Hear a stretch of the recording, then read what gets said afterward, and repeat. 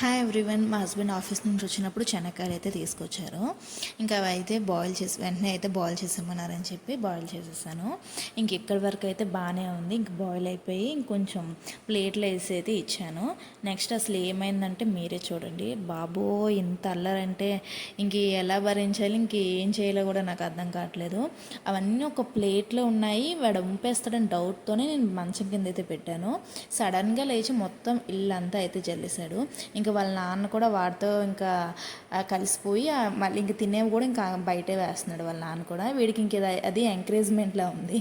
ఇంకా నా బాధ చూస్తానైతే నవ్వుతున్నాడు, క్లీన్ చేసుకో అని చెప్పి. ఇంకా మొత్తం ఇంకా క్లీన్ చేయంటే మంచం కింద అయితే తోసేసి నవ్వుతున్నాడు ఫుల్గా. వాడికి ఎంత హ్యాపీనెస్ ఇలా స్పాయిల్ చేయడం అంటే. ఇంకా కామ్గా ఏం తెలియనట్టు ఇద్దరు కూర్చొని అయితే తింటున్నారు ప్రశాంతంగా. ఇంకా తినేసి వాళ్ళు అయితే రూమ్లోకి వెళ్ళిపోయి నువ్వు క్లీన్ చేసుకొని చెప్పారు. బాబో ఇంత అల్లరి అయితే చాలా కష్టం.